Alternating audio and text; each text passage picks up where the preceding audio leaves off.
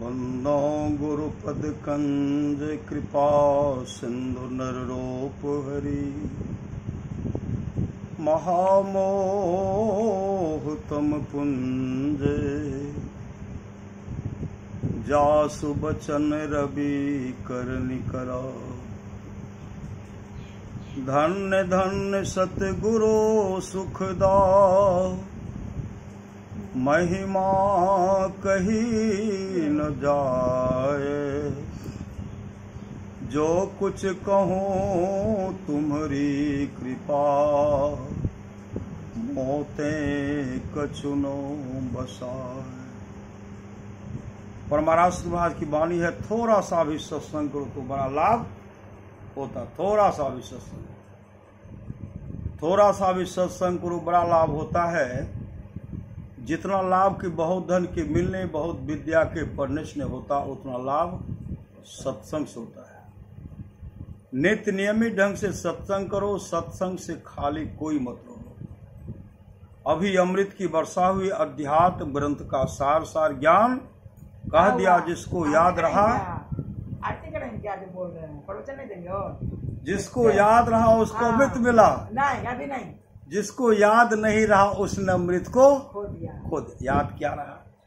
तो मुद मंगलमय संत समाजो, अजो जग जंगम तीरथ राजू, मति की रति गति भूत भलाई, जब जही जतन जहां जही पाई, सो जानव सत्संग प्रभाव लोकों वेदनो अनुपम। मतलब आज तक जिस किसी को मिला है सत्संग के प्रभाव से वह जाना चाहिए। लोक और वेद में इसके मिलने का दूसरा कोई उपाय नहीं है। लेकिन अच्छी संगति चाहिए ना, अच्छी संगति चाहिए। बुरा संगत एक भौरा था, भौरा, सही सदगुरु भौरा कहते ना, भौरा।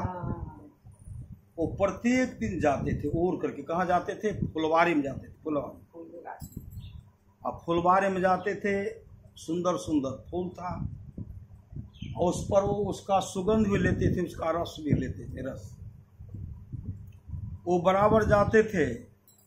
जब बराबर जाने के समय और आने के समय आते थे तो एक गंदी नाला था, और गंदी नाले के किनारे में एक कीड़ा बैठा रहा, जिसको गूं कीड़ा कहिए, नहीं तो है, कीड़ा बैठा हुआ रहता।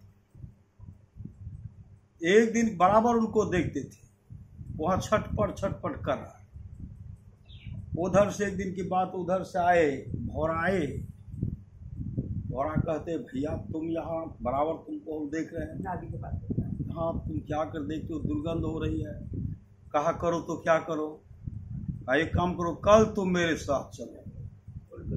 कहाँ? कहा फूल का बहुत बड़ा बगान है। कहा हम कैसे जाएंगे? इसमें जाएंगे तो छटपट कर, हम कैसे जाएंगे? कहा हम आते हैं कल सुबह, मैं तुम मेरे पीठ पर बैठ जाए,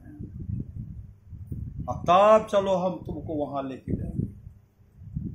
उनको क्या किए, दूसरे दिन भौरा आइए, भौरा आ करके उनको उनके पास आए, कहा बैठो मेरे पीठ, बैठा लिया, बैठा करके जाकर के फुलवारी में छोड़।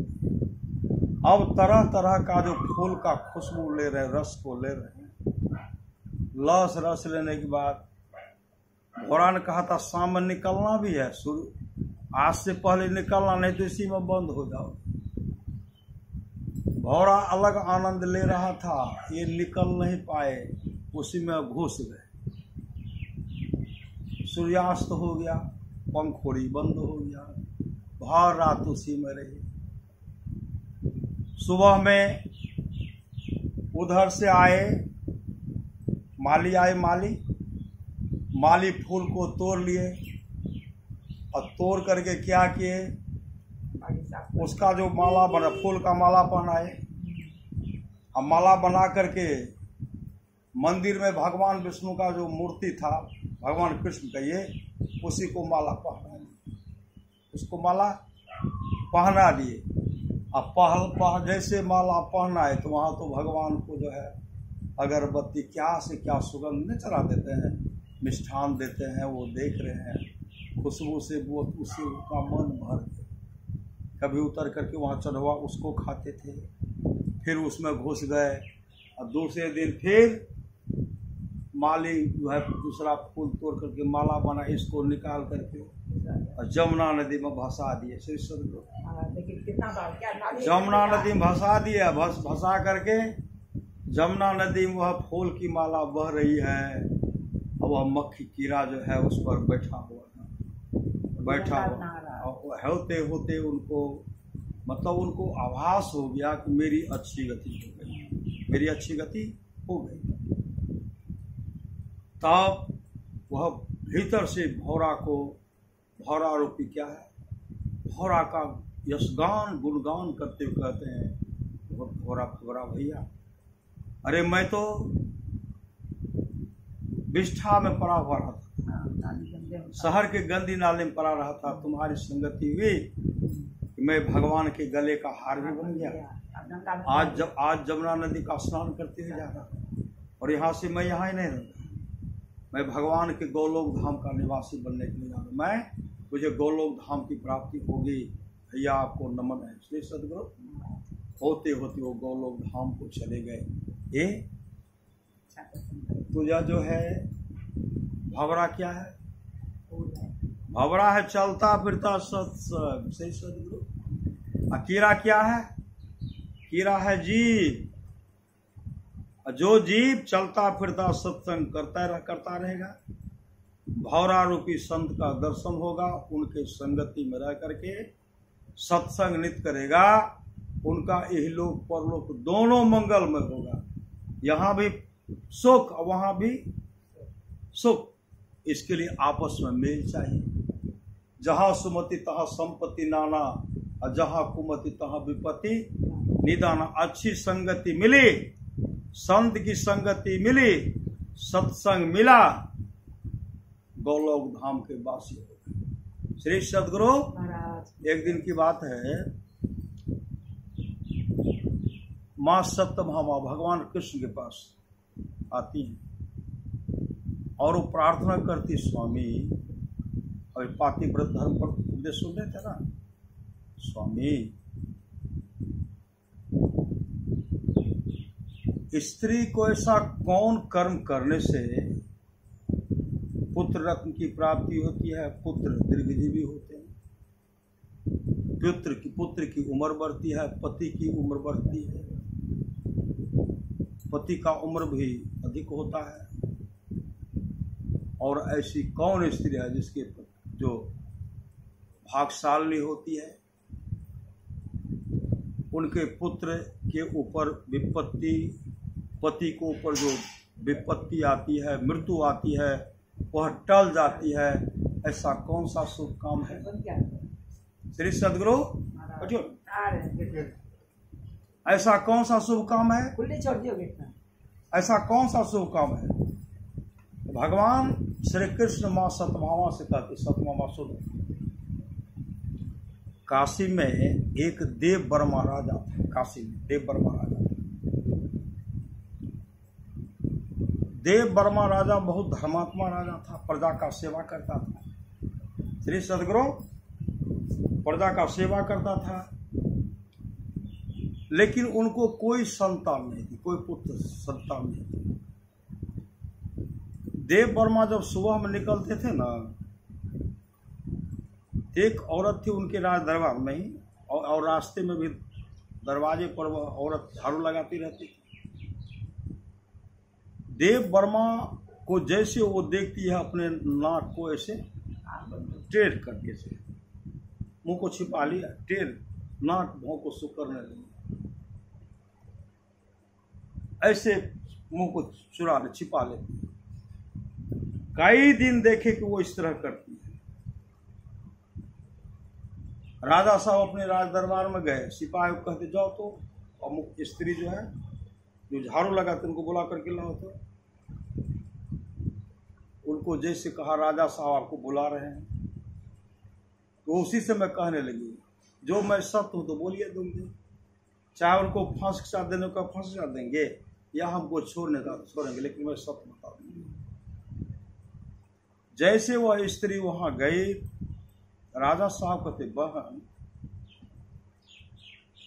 यह आप बताओ कि जब भी हम सुबह में जलते हैं तो तुम हमको देख बुलाए। और राजा साहब उनको बुलाए, तुम अपना नाक मुंह को भौं को टेढ़ कर लेती है, मुंह को टेढ़ कर क्यों कर लेती है? सच सच बताओ बहन। वह बहन कहने लगी, महाराज देखिए, मैं आपके राज में रहती हूँ, आप हमको जो दंड दीजिएगा मैं भोग लूंगी, लेकिन मैं सत्य बता रही हूँ, आपको कोई संतान नहीं है, आपको कोई संतान नहीं, संतान नहीं है तो आप तो पुत्रहीन है ना। आपका दर्शन करने से जतरा खराब हो जाता है। आप सुबह सुबह दोनों के साथ होता है, लेडीज और जेंट्स दोनों में लागू होता है। हाँ, मतलब आपका दर्शन करने से जतरा खराब हो जाता है। दिन में तो आपका दर्शन करती हूँ तो बहुत को देख लेती हूँ ना, तब ना, लेकिन फिर भी मैं अपने को छुपा लेती, लेकिन सुबह सुबह में अब तुम्हारा मेरा जतरा खराब। यही बात है महाराज। राजा साहब को काफी दुख हुआ। बहन आपने सत्य कहा, लेकिन मैं आपको कोई दंड नहीं दे सकता। तब राजा साहब चले गए काशी। 1 साल तक भगवान शिव का आराधना किया। भगवान शिव प्रकट हो, कहते राजन मांगिए। कहा महाराज, अरे मुझे कोई संतान नहीं, मुझे पुत्र होने का आशीर्वाद दीजिए। भगवान शिव कहते देखिए महाराज, आप 1 जन्म की बात करते, आपको 7 जन्मों तक कोई पुत्र संतान नहीं हो, कोई पुत्र नहीं होगा। 7 जन्मों तक कोई पुत्र नहीं हो। महाराज कोई उपाय? कहा नहीं, उपाय नहीं, कोई उपाय नहीं। इतने आग्रह गिराए ना, भगवान शिव कहते देखिए, जब आप बोल रहे हैं तो मैं अपने गण को भेजूंगा। गण, मेरा गण नहीं जाएगा, लेकिन 25 वर्ष तक रहेगा। 25 वर्ष तक बच्चा हो गया। राजा साहब कहते 25 से 1 को दिन के लिए न हो जाए ना, लेकिन लोग हमको संतानहीन नहीं कहेंगे। ये तो 25 वर्ष हो गया, 25 वर्षों तक तो लोग हमको कहेंगे ना कि पुत्र है। 25 वर्ष का हमको दे देंगे, लेकिन दीजिए। कहा ठीक है। तब अपने गण को भेजे, गण, उनका गण आए। गण आने के लिए चाहते नहीं थे। भगवान से कोई चाहेंगे भक्त अलग होने के लिए? आग्रह के गण आए। गण आए तो पुत्र बन करके आए। रानी को पता था नहीं, लेकिन राजा साहब को पता था। वो एक एक दिन रहे। होते होते उनका हो गया, उम्र हो गया 15 वर्ष। तो सोचते हैं कि अब इनका शादी करने कोई संतान हो जाएंगे, वंश का देख रेख करने वाला तो होगा। शादी कर दिए। शादी होने के बाद धीरे धीरे उनको कोई संतान नहीं हुआ। समय कट गया। कल है 25 वर्ष पूर्ण वाला। इधर राजा साहब भोजन करना बंद कर दिए। राजा साहब उनका शादी भी कर लिए, बेटा का शादी कर लिया। अब कोई संतान नहीं हुआ। अब कोई संतान नहीं है।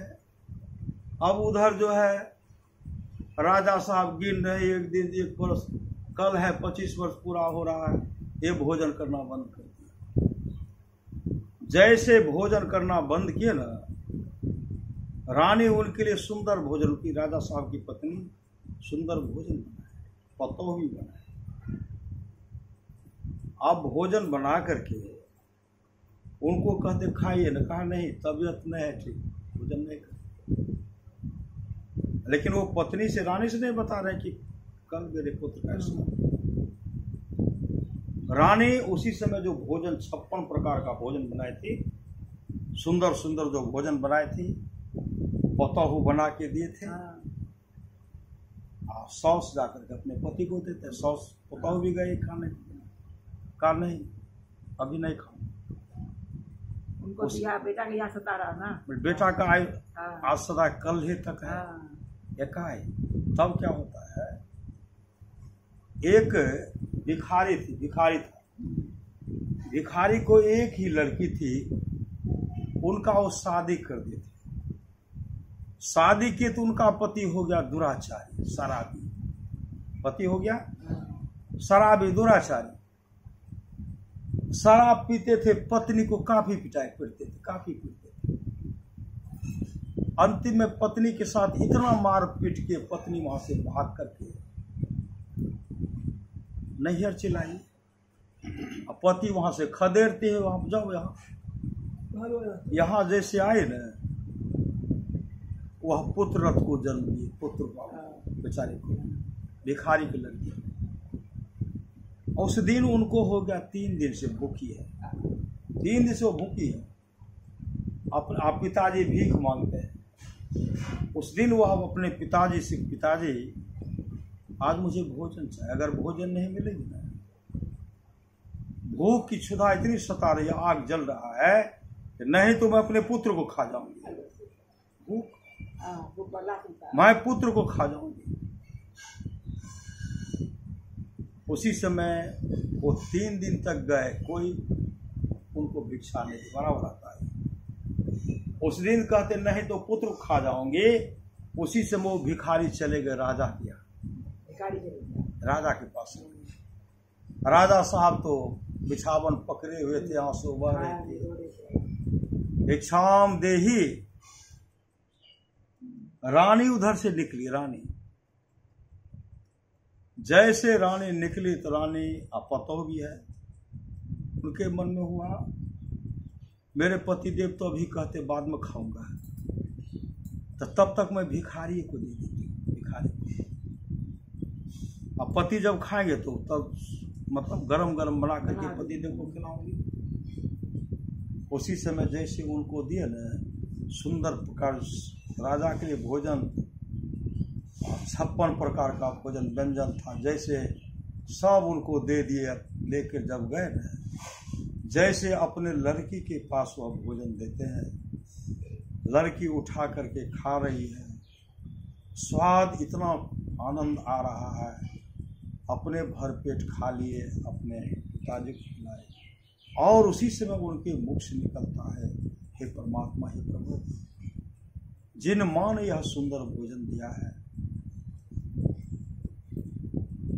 हे प्रभु, उन मां के सुहाग को अमर रख कर दीजिए, और उनके पुत्र को दीर्घायु बना दीजिए, दीर्घायु बना दीजिए। इतने श्रद्धा से भीतर से उनके लिए आह के पुकारे ना,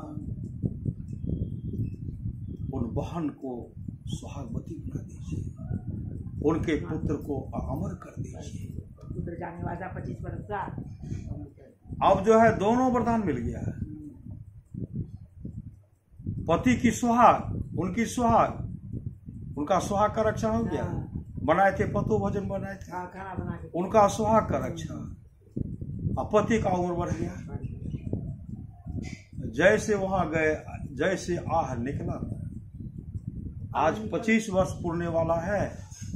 उसी से वह जमराज क्या कहते, 2 जमदूत को भेजे। कहाँ भेजे? और उसके पास, राजा के राजकुमार के पास। 25 वर्ष का हो गया मतलब 2। बिछावन पर चढ़ गए। बिछावन पर चढ़ते तो पूरा शक्ति है। जैसे उस बहन के मुंह से निकला, उस मां के पुत्र का रक्षा करे, उस बहन के सुहाग का रक्षा हो, पति का उम्र दीर्घायु हो, जैसे प्रार्थना करते हैं। जो दोनों जमदूत वहां खड़े हैं और डांस करेंगे सर्प काल। जमदूत दोनों खड़े हैं और सर्प उस पर चढ़ गए। वहां जैसे चढ़ गए, वहां जैसे जाते हैं बगल में, बगल वहां 2 बित्ता वहां नहीं पहुंच पाए, यहीं पहुंचे तो लगा उनका जम गए, मतलब कमर जो है सब हड्डी तड्डी लगा बैठ गया। उसी में हिलडोल फुफकार भी नहीं हो रहा। कैसे जाएंगे? अब शक्ति है नहीं वहां जाने का, शिथिल हो गई। अंत में वो जमदूत कहते, अरे जल्दी से डांस करो न। जमदूत कहे डांस करो, इसको आत्मा को हम लेके जाएंगे। वो कहते मेरे शरीर में शक्ति नहीं है, हम कैसे डांस करें, शक्ति नहीं। कहा जल्दी से करो ने, कहा शक्ति नहीं है। उसके बाद वह गए, दौड़ करके वहां गए, वहां जमदूत वहां भागे। महाराज वहां जो जिस सर्प को भेजे डांस नहीं करता है, वह डांस नहीं करता। कहा जल्दी से तुम लाओ नहीं यहाँ। कहा हम कैसे लाएंगे, तो आप तो कहे डांस करेगा तब ना, डांस नहीं करता है। तो वहां से आए जमराज आए के पास, भगवान शिव के पास है। भगवान मृत्यु देवता तो भगवान शिव है। कहते हैं भगवान वो तो सर्प डांस, वो तो एक नंबर का तपस्वी था। और भगवान शिव के द्वारा जो था उम्र उनका 25 वर्ष था।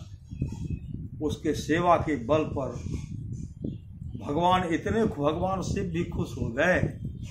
भगवान शिव कहते चलिए मैंने उनका उम्र 110 वर्ष कर दिया। सदगुरु उनका उम्र 25 वर्ष से 110 वर्ष का उम्र बढ़ा दिया। सर झक मार करके वहां चला है। सही सदगुरु, पति की उम्र मृत्यु से टल गया, वह बहन सुहागवती हो गई और धीरे धीरे उनको पुत्र की प्राप्ति भी हुई, उसका देख रेख होने लगा। सही सदगुरु, यह कैसे हुआ? यह दान से तो दान, क्या दान? सुने थे ना, सो धन धन प्रथम गति जाके भोजन दान, अन्न दान का इतना बड़ा महत्व है। बहुदान का महत्व है, अन्न दान का बहुत है। किसी को दो रोटी बना के खिला दो, सबसे बड़ा दान हो गया। बहुत बड़ा, मतलब अन्न दान, वस्त्र दान भी। चुकेर साटक भगवान बुद्ध को, जो गरीब ब्राह्मण थे, एक चादर, पुराना चादर दे दी, और उनके बदले में श्री सदगुरु उनके बदले में राजा क्या किए? राजा प्रसन्नजीत 2 जोड़ा चादर दी चुकेर साटक वही भगवान बुद्ध को दे दिए। फिर 4 जोड़ा दिए, फिर वो भगवान बुद्ध को दे दिए। 8 जोड़ा दिए, फिर वो भगवान बुद्ध को दे दिए। 16 जोड़ा दिए, फिर भगवान बुद्ध को दे दिए। 24 जोड़ा दिए, फिर भगवान बुद्ध को दे दिए। 32 जोड़ा दिए, फिर भगवान बुद्ध को दे दिए। 64 जोड़ा दिए, फिर भगवान बुद्ध को दे दिए। इधर दे रहे चुके राजा प्रसन्न चुकेर साटक को दे रहे, चुकेर साटक भगवान बुद्ध को दे रहे। अंत में 4 गाय, 4 स्त्री, 4 गौ, 4 हाथी, 4000 कारसापन और ताम्र पत्र पर लिख करके 4 गाय भी, 4 हाथी, 4000 कारसान पर भी 4 गौ का ताम्र पत्र पर लिख कर उनको मालिक बना दिए। 4 गौ का मालिक बन गया। श्री सदगुरु ताम्र पत्र तो लखे रखे, वह भी जो भगवान बुद्ध के चरण पर रखे ना। चुकेर साटक को भगवान बुद्ध कहते, चुकेर अरे एक चादर तू दान किया, कितना गुना वर्धित होकर के आया। दान का कितना बड़ा महत्व होता है। अब तुम अपने गुरु का कितना परीक्षा लोगे? मेरा आदेश है तुम रखो। भगवान बुद्ध के कहने पर चुकेर साटक मात्र 1 जोड़ा चादर रखे, लेकिन 4 हाथी रखे, 4 गौ का मालिक बन गया, 4 स्त्री रखे, 4 हाथी रखे, 4000 कारसापन रखे, 4 गौ रखे। दान का तो पहले दान कर दिया, सारा देते गए, फिर बोले तब ना सब चीज रखे। एक चादर दान में इतना बड़ा लाभ। श्री सदगुरु मन तन से सब कुछ। भगवान कृष्ण की उंगली कट, दान कर तो भगवान कृष्ण की उंगली कट गई थी और महारानी द्रौपदी एक बित्ता सारी फाड़ करके दी, कीमती वस्त्र। भगवान कृष्ण कहते, जा रे बहन, तुमको कभी वस्त्र की कमी नहीं होगी। उसी समय भगवान महारानी द्रौपदी कहे, भैया आप क्या बोल रहे? मैं रहा महारानी, मुझे वस्त्र की कभी कमी हो सकती है? भगवान श्री कृष्ण कहते, पगली अभी तूने सुनी, आने वाला समय तुम्हारे ऊपर विपत्ति आने वाला। यही दुर्गति से, निवस्त्र होने से यही एक बित्ता बचाएगा। कौरव की सभा में चीरहरण हो रहा है। द्रौपदी को निवस्त्र वध करना चाहते हैं, लेकिन वो कभी पति की ओर, पति को, भीम की ओर, अर्जुन को, युधिष्ठिर को देखते हैं, कभी सभासद को देखते हैं, कभी गोविंद को याद करते हैं। फिर पति का भरोसा, भगवान कृष्ण माँ रुक्मणी के साथ बैठे हुए थे। भगवान कृष्ण उड़ते हैं बैठते हैं। माँ रुक्मणी कहने, प्रभु क्या किसी भक्त पर विपत्ति आ पर आया? क्या आप उठ बैठ कर रहे हैं? कहाँ द्रौपदी है क्या? कहाँ द्रौपदी है? विलम्ब क्यों कर रहे हैं? कभी उठते हैं, कभी बैठते हैं। भगवान कृष्ण कहते हैं जब मुझे याद करते मैं उड़ता हूँ जाने के लिए, लेकिन दूसरे का भरोसा करते मैं बैठ जाता हूँ। हमको पुकारते हैं तो मैं उड़ता हूँ, लेकिन फिर दूसरे पर भरोसा, पति पर भरोसा, संसार के लोगों पर भरोसा रखते हैं, मैं बैठ जाता हूँ। उसमें माँ रुक्मणी मच्छर मक्खी बन करके द्वारकापुरी से हस्तिनापुर आए और महारानी द्रौपदी के कान पर बैठ करके मक्खी के रूप में भराती हुई कहने लगी, द्रौपदी अरे गोविंद को भजो, गोविंद को भजो, कृष्ण को भजो। उसी समय कहते लाज रखो गिरधारी, कहने भर का देर था, भगवान कृष्ण वाले में देर नहीं लगा।